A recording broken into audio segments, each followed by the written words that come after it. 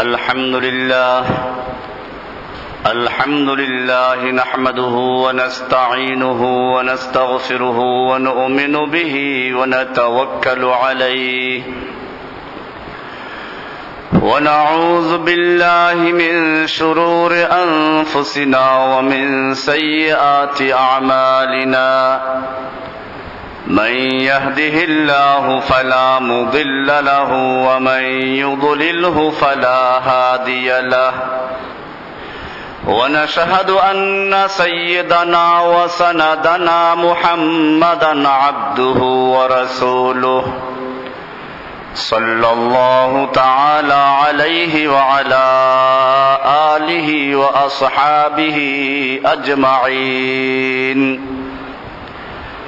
أما بعد فأعوذ بالله من الشيطان الرجيم بسم الله الرحمن الرحيم وإذ أخذ ربك من بني آدم من ظهورهم ذريتهم وأشهدهم على أنفسهم ألست بربكم قالوا بلى شهدنا أن تقولوا يوم القيامة إنا كنا عن هذا غافلين صدق الله تعالى وصدق رسوله النبي الأمي الكريم ونحن على ذلك لمن الشاهدين والشاكرين والحمد لله رب العالمين মুআজ্জাজ ও মুহতারাম হযরত মুরব্বিয়ান কিরাম ও দিগার মুসল্লিয়ান আযম, বিভিন্ন স্থান থেকে আগত কোরআন ও হাদিসের অনুসারী আমার মুওয়াহিদিন ভাইরা, আল্লাহ সুবহানাহু ওয়া তাআলার মহান দরবারে লাখ শুকরিয়া জ্ঞাপন করছি, যিনি আমাদেরকে প্রতি জুমার ন্যায় আজকেও মসজিদে আসার তৌফিক এনায়েত করেছেন। এজন্য বলি আলহামদুলিল্লাহ। আমরা কিছুদিন পর্যন্ত বিভিন্ন বিষয় নিয়ে আলোচনা পেশ করেছিলাম। অনেকের পরামর্শ হলো যে একজন লোক নতুন যদি ইসলাম গ্রহণ করতে চায় অথবা ইসলাম গ্রহণ করে তো কি কি জিনিস তার বিশ্বাস করতে হবে। যদি ধারাবাহিকভাবে এরকম একটু আলোচনা হতো ভালো হতো। অবশ্যই এরকম আলোচনা আমরা শুরু থেকে করেছি। তো শহরের মুসল্লি যেহেতু পরিবর্তন হয়, বিভিন্ন জায়গার থেকে আসে, ভাড়াটে থাকে, সব বিবেচনা করে আমিও চিন্তা করলাম যে হ্যাঁ, একটা সিরিজ আকারে কিছু আলোচনা আসা প্রয়োজন। তো সেজন্য আজকের থেকে আমরা যে বিষয়টা আলোচনা শুরু করছি, এটা একটা গুরুত্বপূর্ণ সিরিজ আলোচনা শুরু হচ্ছে। আল্লাহ সুবহানাহু ওয়া তাআলা সম্পর্কে আমাদের কি বিশ্বাস স্থাপন করতে হবে। আমরা সকলেই দাবি করি আল্লাহকে বিশ্বাস করি, এর মানে কি? কোরআনুল কারীমের সূরা বাকারার ৮ নম্বর আয়াতে আল্লাহ রাব্বুল আলামিন বলেন, ওয়ামিনান নাসি মান ইয়াকুলু আমান্না বিল্লাহি ওয়া বিল ইয়াউমিল আখির ওয়া মা হুম বিমুমিনিন। মানুষের মধ্যে এমনও অনেক মানুষ আছে যারা বলে আমরা আল্লাহতে বিশ্বাসী, পরকালে বিশ্বাসী।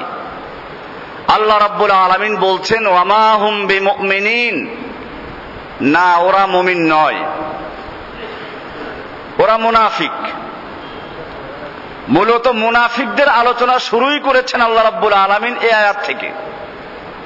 একথা আমরা আগেও বলেছিলাম যে কোরআনুল কারীমের সূরা বাকারার প্রথম 5টি আয়াত হচ্ছে মুমিনদের সম্পর্কে, এরপরের 2টি আয়াত কাফেরদের সম্পর্কে, এরপরে মুনাফিকদের সম্পর্কে 13টা আয়াত। তাহলে সবচেয়ে ভয়াবহ কে? কাফেরের চেয়েও ভয়াবহ মুনাফিক। কোরআনুল কারীমে কাফেরদের নামে একটা সূরা আছে, কয় আয়াত? 2 লাইন। আর মুনাফিকদের সম্পর্কে সূরা আছে আল মুনাফিকুন, কত লাইন? 1.5 পৃষ্ঠা প্রায়। বোঝা গেল যে মুনাফিক মারাত্মক জিনিস, কাফেরের চেয়েও খতরনাক, কাফেরদের চেয়েও ভয়াবহ। আমরা আবার সেই মুনাফিকদের মধ্যে পড়ে যাই কিনা এটা তো দেখা প্রয়োজন। এই জন্য আমরা আলোচনা শুরু করব যে আল্লাহকে বিশ্বাস করার অর্থটা কি। আল্লাহকে বিশ্বাস করা কোরআন ও হাদিস থেকে আমরা যতটুকু পাই, এর প্রথম নাম্বার বিষয় হচ্ছে আল্লাহর ওজুদ, আল্লাহ আছেন এ বিশ্বাস করা। 2 নম্বরে আল্লাহর ওয়াহদানিয়ত, একত্বে বিশ্বাস করা। এটা আবার 3 প্রকারে পাওয়া যায়। আল্লাহর উলুহিয়ত, ইবাদতের ক্ষেত্রে একত্ব বজায় রাখা, রুবুবিয়তের ক্ষেত্রে একত্ব বজায় রাখা, আল আসমা ও সিফাতের ক্ষেত্রে একত্ব বজায় রাখা। এই আলোচনা শুরু করলে কতদিন চলবে আপনারা ভালো বুঝছেন। আমরা আজকে যে বিষয়টা আলোচনা করব এর শিরোনাম হবে ওজুদে বারি তাআলা, বা আল্লাহর পরিচয়, আল্লাহর অস্তিত্ব, আল্লাহ আছেন। আল্লাহ রাব্বুল আলামিন কোরআনুল কারীমে স্পষ্টই করে দিয়েছেন মানুষ জিন সৃষ্টি কেন করেছেন। ওয়ামা খালাকতুল জিন্না ওয়াল ইনসা ইল্লা লিয়াবুদুন, আমি মানব জাতিকে এবং দানব জাতিকে সৃষ্টি করেছি একমাত্র আমার ইবাদত করার জন্য। আমার ইবাদত, আমার আনুগত্য, আমার গোলামি, আমার দাসত্ব করার জন্য। তো আসলে যার দাসত্ব করব, যার গোলামি করব, তাকে তো চেনার প্রয়োজন। যদি তাকে নাই চিনব তাহলে কি করে তার গোলামি করব? এজন্য আল্লাহর পরিচয় লাভ করা এটা একটা প্রথম শর্ত ঈমানের জন্য। কে সে যাকে আমরা ইবাদত করব? আল্লাহ রাব্বুল আলামিনও বিষয়টার গুরুত্ব দিয়েছেন। মানব জাতিকে সৃষ্টি করে দুনিয়াতে পাঠাবার আগেই সমস্ত রূহগুলোকে একাত্র করে একটা বিশাল সমাবেশ করলেন, যেখানে আদম থেকে শুরু করে কিয়ামতের আগ পর্যন্ত যে মানুষটা জন্মগ্রহণ করবে সমস্ত মানুষকে আল্লাহ রাব্বুল আলামিন সেই সমাবেশে অংশগ্রহণ করতে বাধ্য করেছেন। কোরআনুল কারীমের সূরা আরাফের 172-73 নম্বর আয়াত, ওয়াইদ আখাযা রাব্বুকা মিন বানি আদামা মিন যুহুরিহিম যুররিয়াতাহুম, আল্লাহ রাব্বুল আলামিন আদম আলাইহিস সালাতু ওয়াস সালামের পিঠের থেকে তার সন্তানদের রূহগুলোকে বের করলেন। মিন যুহুরিহিম, এখানে যুহুরিহিম আদমের থেকে তার সন্তানদের, আবার সেই সন্তানদের পিঠের থেকে তাদের সন্তানদের, এইরকম ভাবে আল্লাহ রাব্বুল আলামিন সমস্ত রূহগুলোকে বের করলেন, সৃষ্টি করলেন। এরপরে নিজের পরিচয় দিলেন। ওয়া আশহাদাহুম আলা আনফুসিহিম, তাদের উপরে আল্লাহ রাব্বুল আলামিন তাদেরকে সাক্ষ্য বানালেন, নিজের উপরে নিজেকে সাক্ষ্য রাখলেন, তুমি তোমার সাক্ষী হও। আলাস্তু বিরাব্বিকুম, আমি তোমাদের রব নই কি? আমি কি তোমাদের রব নই? এটা নিশ্চয়ই তিনি পরিচয় দিয়ে, নিশ্চয়ই তিনি যে রব, তার রবের ক্ষমতা, রবের গুণাবলী, এই সব কিছু আলোচনা করে আল্লাহ রাব্বুল আলামিন আবার পরীক্ষা নিচ্ছেন। আলাস্তু বিরাব্বিকুম, বলো আমি তোমাদের রব নই কি? প্রশ্ন করলেন। ক্বালু বালা শাহিদনা, ক্বালু সবাই বলল, সব লোকেরা বলল বালা, কেনই না। বালা শব্দ অর্থ হ্যাঁ, আর নাম শব্দের অর্থ হ্যাঁ, কিন্তু দুইটা বেশ কম আছে। এখানে নাম বলেন নাই, বরং এখানে বলেছেন বালা। তার মানে হচ্ছে যদি কোনো জিনিস প্রমাণ ভিত্তিতে, প্রমাণ সহকারে স্বীকৃতি দিতে হয় তাহলে বলা হয় বালা। তার মানে অবশ্যই আপনি আমাদের রব। কেনই আপনার রব হবেন? আপনিই তো আমাদের রব। শাহিদ না, আমরা সাক্ষ্য দিচ্ছি। আল্লাহ তাআলা বলছেন যে এই সাক্ষ্য আমি কেন নিলাম, এই সাক্ষ্য বা অঙ্গীকারের মজলিস কেন করলাম?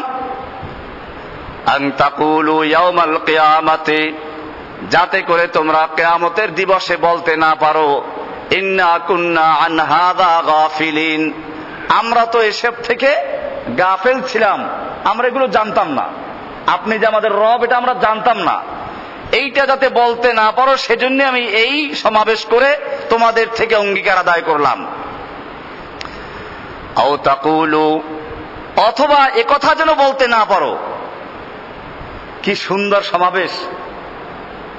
রুহু জগতে থাকা অবস্থায়, দুনিয়াতে পাঠাবার আগেই আল্লাহ তাআলা বলছেন আও তাকুলু, অথবা যেন তোমরা একথা বলতে না পারো ইন্নামা আশরাকা আবাউনা মিন ক্বাবলু, আমাদের বাপ দাদারা আগে শিরিক করেছে।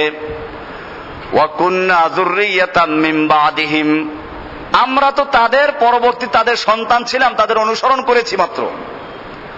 আফাতুহলিকুনা বিমা ফাআলাল মুবতিলুন, আপনি কি আমাদেরকে আমাদের আগের বাতিলপন্থীরা যা করেছেন, বাপদাদা যে অন্যায় করেছেন তারা অনুসরণ করেছি মাত্র, সে অপরাধে আমাদেরকে আপনি শাস্তি দিবেন?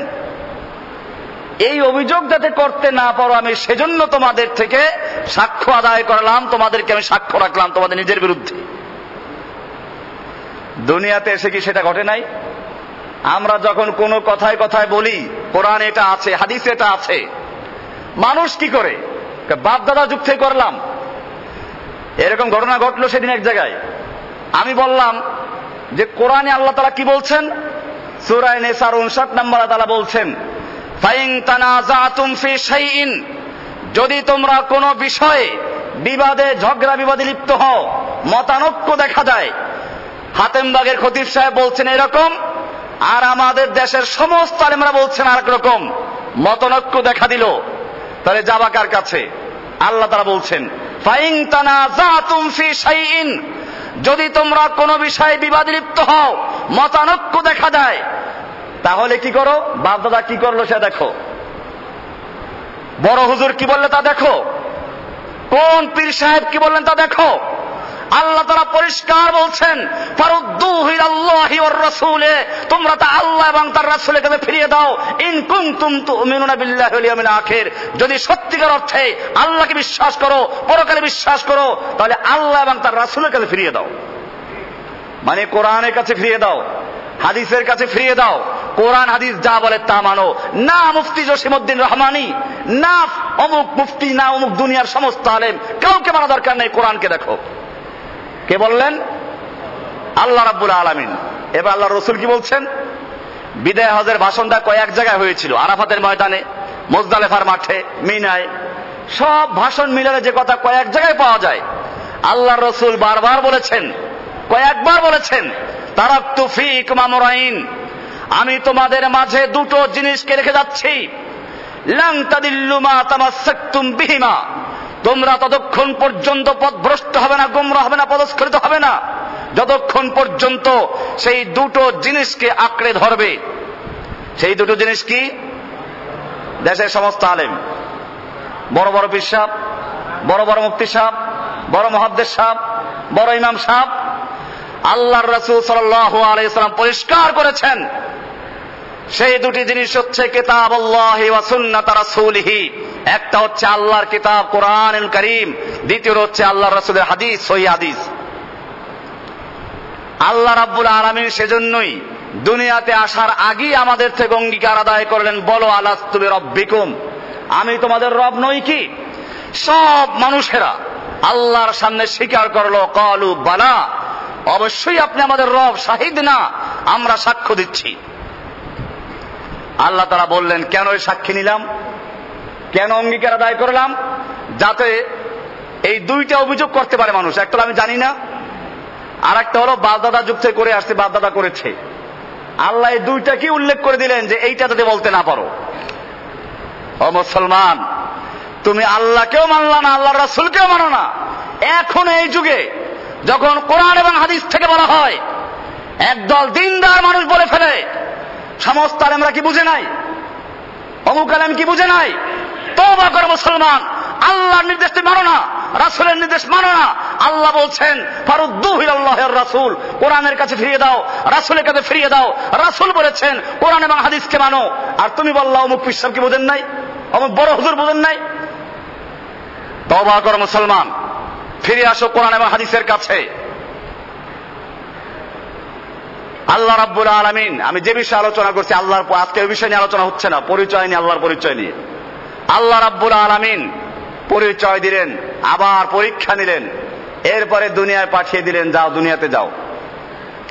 দুনিয়াতে গিয়ে ঈমানের পরে সবচেয়ে গুরুত্বপূর্ণ ইবাদতের নাম হচ্ছে সালাত, যা সবসময়ের জন্য ফরজ। সালাতে দাঁড়িয়ে একটা সূরা তোমাকে বাধ্যতামূলক পড়তে হবে, সেটা সূরা ইয়াসিন। যারা না পড়লে সালাত হবে না। সূরা আর রহমান তো কি এটা না আয়াতুল কুরসি। আল্লাহর রাসূল সাল্লাল্লাহু আলাইহি ওয়াসাল্লাম বলছেন, লা সালাতা ইল্লা বিফাতিহাতিল কিতাব। ফাতিহাতুল কিতাব, সূরা ফাতিহা ছাড়া কোনো নামাজ হবে না। এই সূরার এত গুরুত্ব, সেই সূরাটা যখন আমরা শুরু করি তখন কি দিয়ে শুরু করি? আলহামদুলিল্লাহি রাব্বিল আলামিন। এত গুরুত্বপূর্ণ সূরা।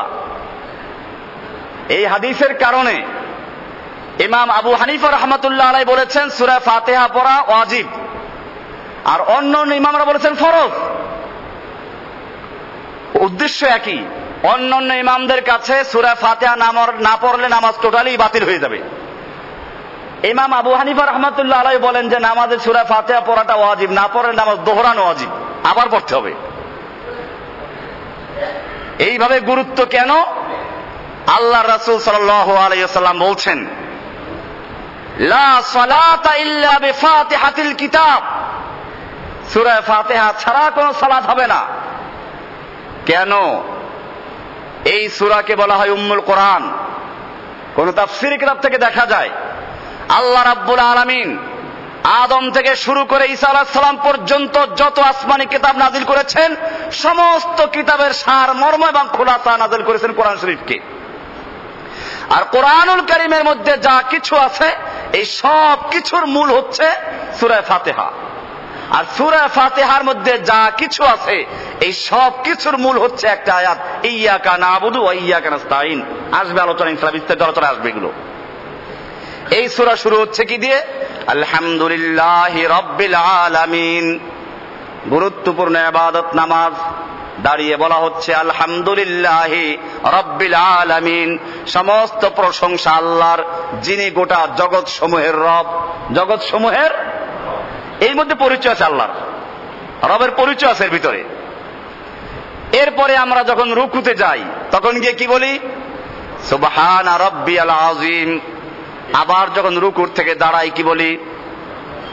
রব্বানা লাকাল হামদ। সামি আল্লাহর পরে রব্বানা লাকাল হামদ। এরপরে আবার যখন সিজদায় চলে যাই, সিজদায় গিয়ে কি বলি? সুবহানা রাব্বিয়াল আ'লা। তার মানে হচ্ছে দাঁড়ানো অবস্থায় রব, রুকু অবস্থায় রব, সিজদা অবস্থায় রব। দুনিয়ার সব অবস্থায় তুমি রবের স্বীকৃতি আদায় করো, তুমি যে অবস্থায় থাকো। দুনিয়াতে আসার আগে রবের স্বীকৃতি দেওয়া হলো, দুনিয়াতে আসার পরে রবের স্বীকৃতি দেওয়া হচ্ছে। দুনিয়ার থেকে চলে যাওয়ার পরে আখিরাতের সফর শুরু হচ্ছে। আখিরাতের সফরের প্রথম ঘাঁটি, প্রথম স্টেশনের নাম কি? কবর। কবরে গেলে প্রশ্ন হবে কয়টা? তিনটা প্রশ্ন হবে। তিনটা প্রশ্নের প্রথম প্রশ্ন কি? মান রব্বুকা, কে তোমার রব ছিল? জীবনে তুমি কাকে রব হিসেবে মেনেছ? তোমার রব কে ছিল বলো? তোমার রব কোন শাসক, কোন ফেরাউন, নমরুদ, হামান, অথবা কোন নেতা নেত্রী, কোন জনক, কোন ঘোষক, এই সব ছিল কিনা? মান রব্বুকা, বলো তোমার রব ছিল কে? তখন কি বলতে হবে? রবকেই তো চিনি না। বিষয়টা গুরুত্বপূর্ণ কিনা? আল্লাহ রাব্বুল আলামিন দুনিয়াতে আসার আগে বললেন আলাস্তু বিরাব্বিকুম, আমি তোমাদের রব নই কি? দুনিয়াতে আসার পরে দাঁড়ানো অবস্থায় রব, রুকু অবস্থায় রব, সিজদা অবস্থায় রব। দুনিয়ার থেকে যাওয়ার পরে আবার কবরে প্রথম প্রশ্ন, মান রব্বুকা, কে তোমার রব বলো। রব সম্পর্কে জানার প্রয়োজন আছে কিনা? এই রবের পরিচয় নিয়ে আলোচনা হচ্ছে। আল্লাহ রাব্বুল আলামিন এই পরিচয় কোরআনে কারিমে দিয়েছেন। সূরা তাহা এর 50 নম্বর আয়াত, 20 নম্বর সূরার 50 নম্বর আয়াতে আল্লাহ রাব্বুল আলামিন মূসা আলাইহিস সালামকে এবং হারুনকে বললেন, যা ফেরাউনকে গিয়ে রবের দাওয়াত দাও। তো ফেরাউন তো নিজেই রব দাবি করত, খালি রব না, কোরআনে বলা আছে আনা রব্বুকুমুল আলা, আমি প্রধান রব। এটার অবশ্য ভিন্ন অর্থ আছে, যেটা আমাদের আলোচনায় আসবে, এটা কি অর্থ সে দাবি করেছিল। মুসা আলাইহিস সালাতু ওয়াস সালাম যখন গিয়ে তাকে রবের দাওয়াত দিলেন, তখন এই ফিরআউন প্রশ্ন করলো ফামার রব্বুকুমা ইয়া মুসা, ও মুসা তোমার রব কে? কারণ রবের একটা অর্থ যেটা আমরা বুঝি প্রতিপালক, এটা ফিরআউনও বুঝতো। তো মুসা আলাইহিস সালাতু ওয়াস সালামকে তো লালন পালন করেছিল ফিরআউনই, ফিরআউনের ঘরেই সে লালিত পালিত হয়েছিল, বড় হয়েছিল। সে অর্থে ফিরআউন এটাই বলতে চায় যে তোমার রব তো আমি, তুমি কোন রবের দাওয়াত দিচ্ছ? আল্লাহ রাব্বুল আলামিন ফিরআউনকে বুঝাবার জন্য যে মুসা আলাইহিস সালামকে ইলম দান করেছিলেন, মুসা যে উত্তর দিয়েছিলেন, তার মধ্যে রবের পরিচয় তুলে ধরা হয়েছে আমাদের জানার জন্য। আল্লাহ রাব্বুল আলামিন কোরআনুল কারীমে তা কোট করে দিয়েছেন। ক্বালা রাব্বুনাল্লাযী আতা কুল্লা শাইইন খালকাহু সুম্মা হাদা। ও ফিরআউন, আমি যে রবের দাওয়াত দিচ্ছি, আমি যে রবের প্রতি ঈমান আনার জন্য বলছি, সেই মহান রব তোমার মতো কোন দুর্বল রব নয়। ক্বালা রাব্বুনাল্লাযী আতা কুল্লা শাইইন খালকাহু, সেই মহান রব যিনি সমস্ত মাখলুকাতকে সৃজন দান করেছেন, সৃষ্টি করেছেন। কুল্লা শাইইন খালকাহু, সব মাখলুকাতকে যিনি সৃষ্টি করেছেন। সুম্মা হাদা, হাদা মানে হচ্ছে জরিয়ায়ে মাস, কি তরফ রাহনুমাই করনা, জীবিকা জীবন যাপনের সমস্ত পদ্ধতি যিনি শিক্ষা দান করেছেন। শুধু সৃষ্টি করে নয়, সৃষ্টি করার পরে জীবনের পদে পদে যখন যা লাগবে, যখন যা প্রয়োজন, বিনা দরখাস্তে বিনা আবেদনে যিনি নিজের থেকে বুঝে শুনে পূরণ করেন, তার নাম হচ্ছে রব। আমি সেই রবের প্রতি তোমাকে আহ্বান জানাচ্ছি। রবের অর্থ পরিষ্কার হয়ে গেছে না? রব মানে হচ্ছে জীবনের সূচনা থেকে পূর্ণতায় পৌঁছানো পর্যন্ত ধাপে ধাপে যখন যা প্রয়োজন নিজের পক্ষ থেকে বুঝে শুনে বিনা দরখাস্তে বিনা আবেদনে যিনি পূরণ করেন, তার নাম কি? এবারে পরিষ্কার হয়ে গেছে? আরো একটু পরিষ্কার করা হচ্ছে। আমরা যখন মায়ের পেটে ছিলাম, মানুষ যখন মায়ের পেটে তৈরি হলো, 5 মাস তার সময় চলে গেল, বডি তৈরি হয়ে গেছে, রুহু চলে এসেছে, এবারে ক্ষুধার লেগে গেছে। মায়ের পেটে ক্ষুধা লাগলে খাওয়াবে কি? মায়ের পেটে বসে আন্দোলন করার সুযোগ নেই, এমনকি শিশু যে কান্নাকাটি করে সেই সুযোগও নাই। সেখানে কে খাবার দিবে? আল্লাহু আকবার। যিনি সৃষ্টি করেছেন তিনি এই চিন্তা করেছেন। আল্লাহ রাব্বুল আলামিন নিজের থেকে বুঝে শুনে মায়ের মাসিক ঋতুস্রাব বন্ধ করে দিয়ে বাচ্চার নাভির সঙ্গে সংযোগ দিয়ে খাবারের বন্দোবস্ত করেছেন, যাতে মায়ের পেটে বসে শিশু না খেয়ে কান্নাকাটি করে কষ্ট না পায়। যিনি বিনা দরখাস্তে বিনা আবেদনে নিজের পক্ষ থেকে বুঝে শুনে এই ব্যবস্থা করেছেন, তিনি হচ্ছেন রব। ক্বালা রাব্বুনাল্লাযী আতা কুল্লা শাইইন খালকাহু সুম্মা হাদা। আমি আল্লাহর রব দিয়ে পরিচয় দিচ্ছি, কারণ রবের থেকেই উলুহিয়াতে চলে যাবে। আল্লাহ সুবহানাহু ওয়া তাআলা এখানে বুঝিয়ে দিলেন যে আমি তোমার রব। এরপরে আসুন, মায়ের পেটের থেকে আস্তে আস্তে বড় হলো, 9 মাস চলে গেল, 10 দিন হয়ে গেল, এবারে দুনিয়াতে আসবে। দুনিয়াতে এসেই তো মানুষের তৈরি করা খাবার খেতে পারবে না। মানুষের তৈরি করা খাবার ঠান্ডা হলে সর্দি লাগবে, গরম হলে মুখ পুড়ে যাবে, শক্ত হলে গলা আটকে যাবে, বিভিন্ন রোগ জীবাণুর আক্রমণ হতে পারে। আল্লাহ রাব্বুল আলামিন নিজের থেকে বুঝে শুনে মায়ের বুকের ভিতরে এমন এক সুন্দর দুধ তৈরি করেছেন। তার মধ্যে প্রথম দুধটা একটু গাঢ়, আবার হলুদ বর্ণের ঘন দুধ, শাল দুধ বলে যেটাকে। আগের অশিক্ষিত গ্রামের মেয়ে লোকেরা বলতো যে শাল দুধটাকে চিপড়ে ফেলে দিতে হবে, কারণ এটা পান করলে ধনুষ্টঙ্কর হয়। আল্লাহ ধনুষ্টঙ্কর হওয়ার জন্য সৃষ্টি করেছেন। বর্তমান যুগে আপনারা হাসপাতালে গিয়ে দেখবেন লেখা আছে বাচ্চাকে মায়ের বুকের শাল দুধ পান করতে দিন, কারণ ডাক্তাররা আবিষ্কার করেছেন, পরীক্ষা নিরীক্ষা করে তারা বুঝতে পেরেছেন এই মায়ের বুকের শাল দুধ, এটা বাচ্চা যখন দুনিয়াতে আসবে, একদিকে তার খাবারের প্রয়োজন, একদিকে পানির প্রয়োজন, আর একদিকে বিভিন্ন রোগ জীবাণুর থেকে বাঁচার জন্য ঔষধের প্রয়োজন। আল্লাহ রাব্বুল আলামিন মায়ের বুকের ভিতরে এই শাল দুধকে একসাথে খাবার এবং পানীয় এবং সমস্ত রোগের প্রতিষেধক হিসাবে সবকিছু দিয়ে তৈরি করেছেন আল্লাহ সুবহানাহু ওয়া তাআলা। তার নাম হচ্ছে শাল দুধ। আলা রাব্বুনা আল্লাযী আতা কুল্লা শাইইন খালকাহু সুম্মা হাদা। ও ফিরআউন, আমি তোমাকে সেই রবের দাওয়াত দিচ্ছি যিনি বিনা দরখাস্তে বিনা আবেদনে এই বাচ্চার জন্য মায়ের বুকে দুধের ব্যবস্থা করেছেন। এবারে বাচ্চা দুধ পান করে করে বড় হচ্ছে, প্রায় 2 বছর হয়ে গেল। এবারে দুধের উপরে নির্ভর করা চলে না, তাকে খিচুড়ি খেতে হবে, মুরগির বাচ্চা খেতে হবে, কবুতরের বাচ্চা খেতে হবে। আল্লাহ রাব্বুল আলামিন নিজের পক্ষ থেকে বুঝে শুনে বিনা দরখাস্তে বিনা আবেদনে আবার ওই বাচ্চার মুখে ছোট ছোট দাঁত তুলে দিচ্ছেন, দাঁত উঠিয়ে দিচ্ছেন। দাঁত চলে আসলো, বাচ্চা খিচুড়ি খাচ্ছে, মুরগির বাচ্চা খাচ্ছে, খেতে খেতে আরো বড় হচ্ছে। এবারে দুধ চলে গেল, 7-8 বছর বয়স হয়ে গেল। এখন আর শুধুমাত্র ছোট বাচ্চা খেলে চলবে না, গরুর হাড্ডি, খাসির হাড্ডি চাবাতে হবে। আল্লাহ রাব্বুল আলামিন আবার একটা ধাক্কা দিলেন, ওই ছোট মুখের ছোট দাঁতগুলো ফেলে দিয়ে এবারে বড় বড় দাঁত দিচ্ছেন। মুখটা একটু বড় হয়ে গেছে, তবে কি সুন্দর, একসাথে না, একটা পরে একটা উঠে, একটা পরে একটা উঠে। এক সময় দেখা গেল সব দাঁতগুলো পরিবর্তন করে শক্ত এবং বড় দাঁত দিয়ে মুখটাকে ভরে দিয়েছেন। বলুন সুবহানাল্লাহ। قال ربنا الذي أعطى كل شيء خلقه ثم هدى। যে রব্বুল আলামিন নিজের পক্ষ থেকে বুঝে শুনে বিনা দরখাস্তে বিনা আবেদনে এই সবগুলো ব্যবস্থা করছেন, তার নাম কি? আল্লাহকে চেনা যাচ্ছে না? আর রব এমনি ভাবে আল্লাহ রাব্বুল আলামিন শুধু মানুষকে দিয়ে না। আপনি বলবেন যে হুজুর বুঝলাম, ডিমের ভিতরে তো বাচ্চা হয়, ওরা খাবার পায় কোত্থেকে? আপনি দেখবেন ডিমের ভিতরে 2টা অংশ, একটা হলুদ একটা সাদা লালা। হলুদ অংশ দিয়ে বাচ্চা তৈরি হয়, ডিমের ভিতরে বাচ্চা তৈরি হলো, ভিতরে বসে বাচ্চা খাবার খেলো, বড় হয়ে গেল, রুহু চলে আসলো, ওখানেও তো খাবারের প্রয়োজন। ওইখানে মায়ের নাভির সঙ্গে সংযোগ দেওয়া সম্ভব না। আল্লাহ রাব্বুল আলামিন নিজের পক্ষ থেকে বুঝে শুনে বিনা দরখাস্তে বিনা আবেদনে ওই বাচ্চার জন্য খাবারের ব্যবস্থা করেছেন, সেটাই হচ্ছে ওই সাদা লালা। ডিমের ভিতরে হচ্ছে হাঁসের বাচ্চা, মুরগির বাচ্চা, কুমিরের বাচ্চা, কচ্ছপের বাচ্চা, যত পাখির বাচ্চা সবগুলোতে ডিমের ভিতরে বোধে খেতে খেতে খাবারের গুদাম শেষ করে ফেলেছে। এখন কি করবে?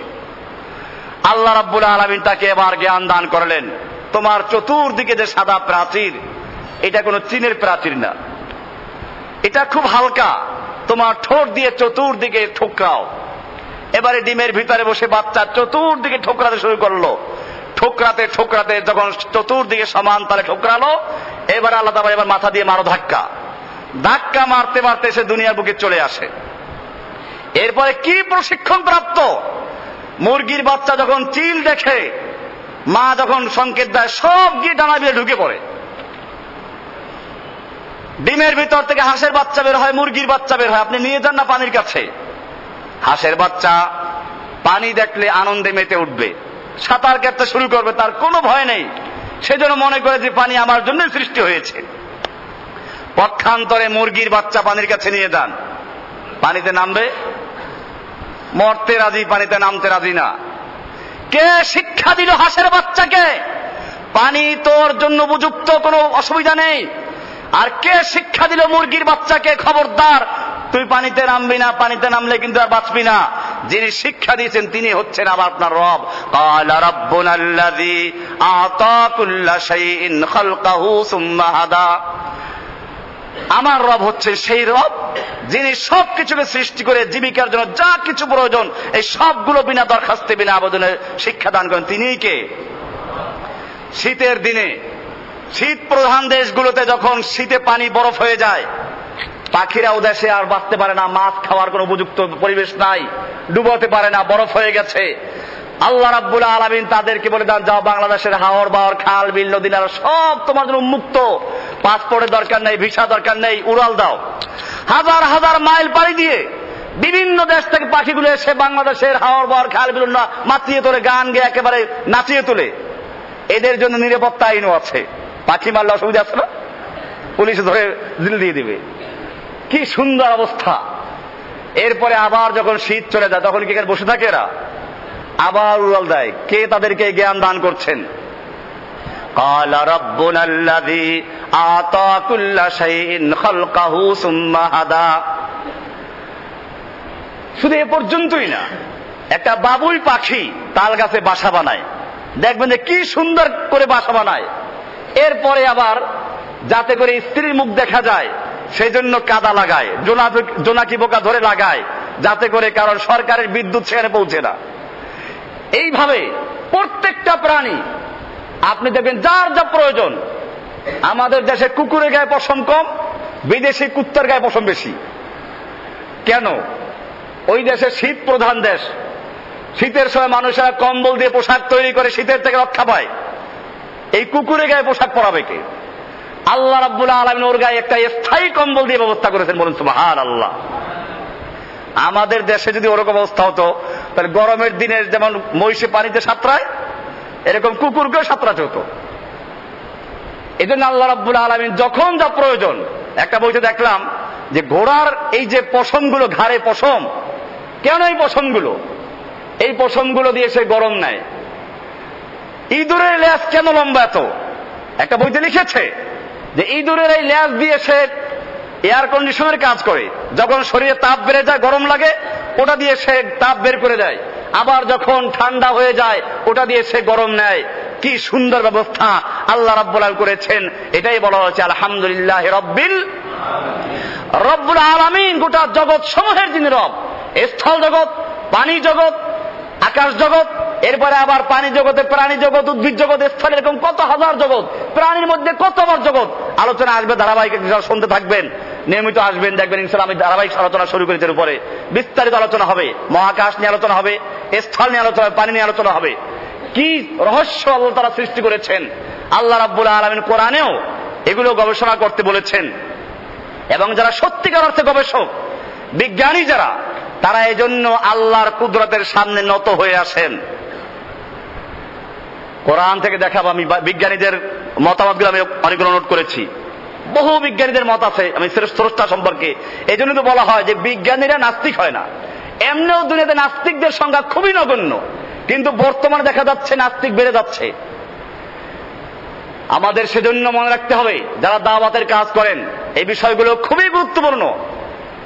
ডারউইনের অনুসারী আগে খুব কম ছিল, এখন বর্তমানে বিশ্ববিদ্যালয়তে এগুলো পড়ানো হচ্ছে এবং ওদের সংখ্যা ভারী হচ্ছে। মানুষ বানর থেকে এসেছে, সৃষ্টিকর্তা বলতে কিছু নেই, আল্লাহ বলতে কিছু নেই। কই সে চাঁদে গেলাম, দেখলাম না তো সেই মুসলমান যাকে বলে আল্লাহ, হিন্দু যাকে বলে ভগবান, খ্রিস্টান যাকে বলে ঈশ্বর, কাউকে দেখলাম না। তুমি কতটুকু গিয়েছ? মহা সৃষ্টির কোথায় তুমি গিয়েছ? এই জন্য বিজ্ঞানীদের মতামত আনা হবে। ওই বিজ্ঞানী সে বলল যে মানুষ বানর থেকে এসেছে, এইগুলো মানুষ পড়ে। বিশ্বাস যদি না হয় পিছনে হাত দিয়ে দেখো, ল্যাপটা পড়ে গেছে, তার প্রমাণ এখনো আছে। বানর চিড়িয়াখানায় এখনো আছে না? জন্ম চিড়িয়াখানায়, জন্ম থেকে শুরু করে মৃত্যু পর্যন্ত চিড়িয়াখানায়। কোন বানর তো এখন পোয়া মানুষ, সোয়া মানুষ, আধা মানুষ হচ্ছে না। একটা প্রাণীর সঙ্গে কোন দিক থেকে মিল থাকলেই যে সেটা হবে তা জরুরি না।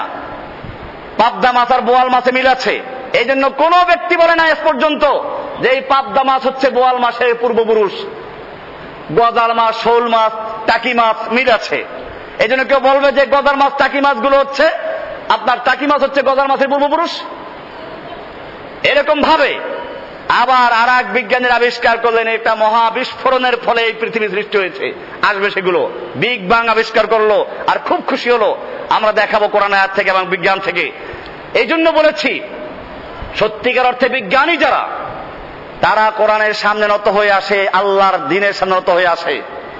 আর তুলা গাছেও ফল হয়, তুলা ফল, আর অন্যান্য ফল গাছেও ফল, আম হয়, লেচু হয়, কাঁঠাল হয়। ফলগুলো যেগুলো উপকারী ফল, এগুলো যত পাকে বড় হয় তত নিচের দিকে নত হয়ে আসে। আর তুলা ফল যত পাকে তত হালকা হয় আর উপরে চলে যায়, গাঢ় মোটা করে, এরপরে ফেটে যায়, বাতাসে উড়ে অস্তিত্ব উড়ে চলে যায়। ঠিক তেমনি ভাবে নাস্তিক যারা দুনিয়াতে, তারা থাকে যে দুনিয়ায় সর্বস্ব, খাওয়া দাওয়া ফুর্তি করো, দুনিয়াটা বস্তু বড়, এইসব নিজেরা বলে আর মানুষকে শিখায়।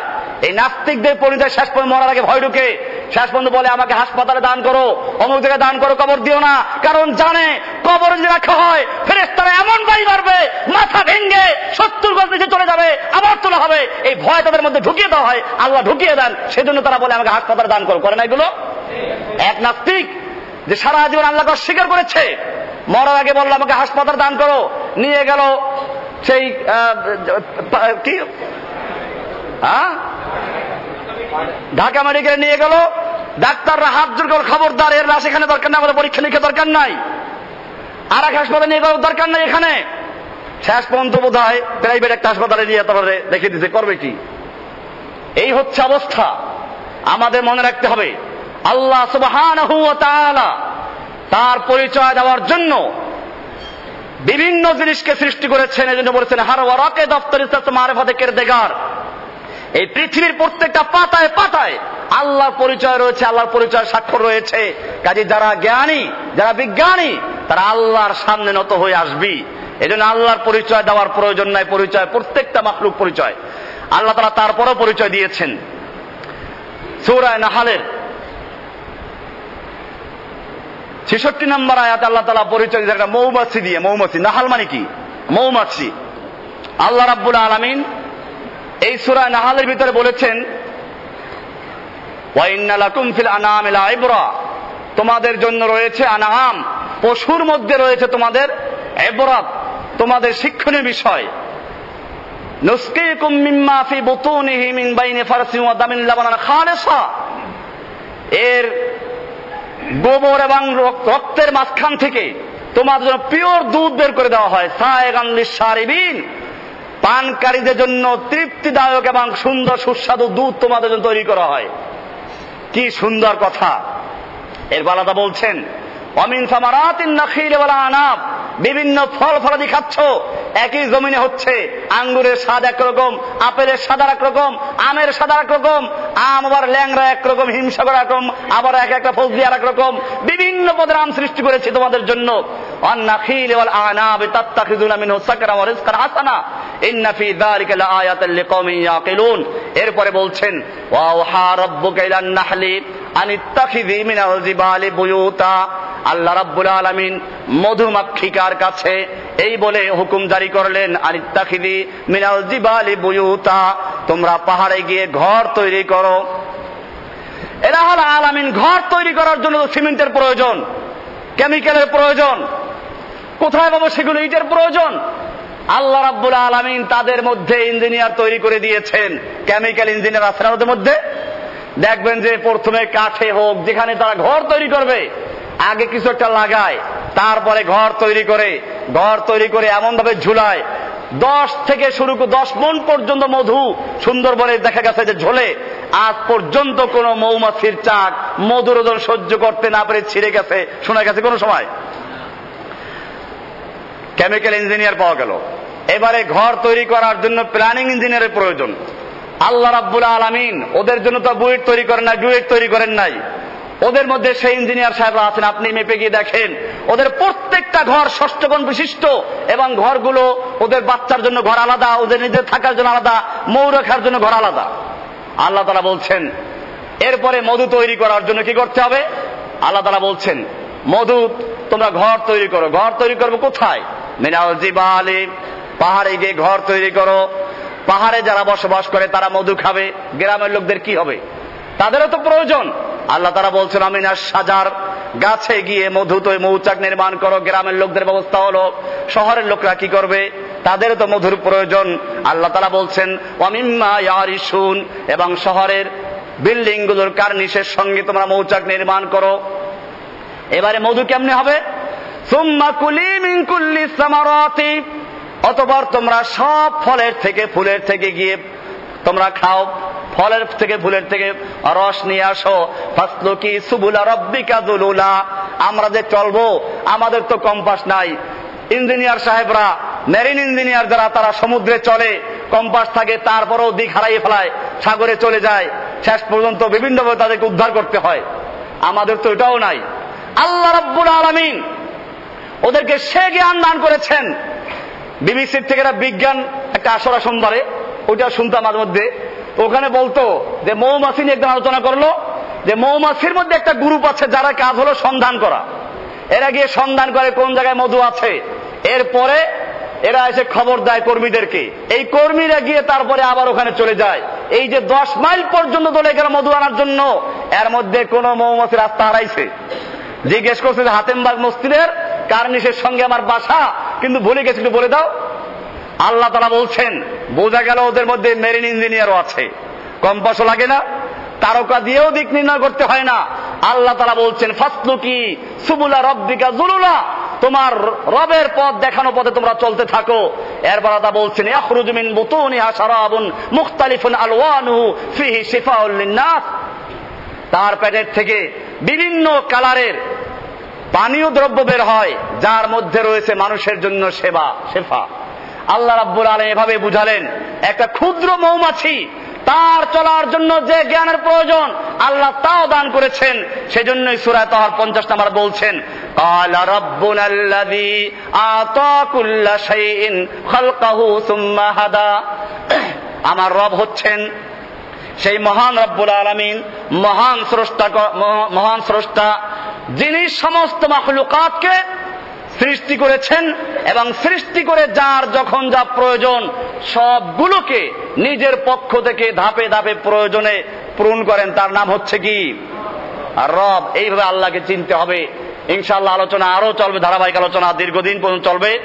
আমরা প্রত্যেকেই, কারণ এগুলো আমাদের সমাজে এখন যুবকরা নাস্তিক হচ্ছে দলে দলে, তারা তাদের রবকে চিনে না। আমরা ইনশাআল্লাহ প্রমাণ করব যে আল্লাহ সুবহানাহু ওয়া তাআলাকে চিনার জন্য নিজের মধ্যে নিদর্শন আছে, স্থলে আছে, জলে আছে, আকাশে আছে, সব জায়গায় আল্লাহর পরিচয় আছে। শুধুমাত্র দরকার একটু জ্ঞানের। ইব্রাহিম আলাইহিস সালাতু ওয়াস সালাম সেজন্যই একদিন তার বাপকে বললেন যে, বাপ, তোমরা যে কাজ করছো একটা বোকামির মধ্যে আছো। ইন্নী আরাকা ওয়া কওমাকা ফি দালালিম মুবিন, আমি তোমাকে এবং তোমার জাতিকে দেখতে পাচ্ছি স্পষ্ট বিভ্রান্তির মধ্যে রয়েছো, গুমরাহির মধ্যে রয়েছো। তার বাপ বলল, কি বললো তুমি? আমরা গুমরাহির মধ্যে আছি। তিনি দলিল পেশ করলেন যে হ্যাঁ, তোমরা কিভাবে গুমরাহ। সেজন্য তিনি আসলে রবের সন্ধান পেয়েছিলেন। আল্লাহ তাআলা বলছেন যে আমি ইব্রাহিমকে রবের সন্ধান দিয়েছি এভাবে। ইব্রাহিম আলাইহিস সালাম একবার বসে আছেন, তিনি চিন্তা করতে লাগলেন যে আসলে আমার রবকে, আমার জাতি মূর্তি তৈরি করে নিজের হাতে, আবার সেই মূর্তি বিক্রি করে, আবার সেই মূর্তির পূজা করে।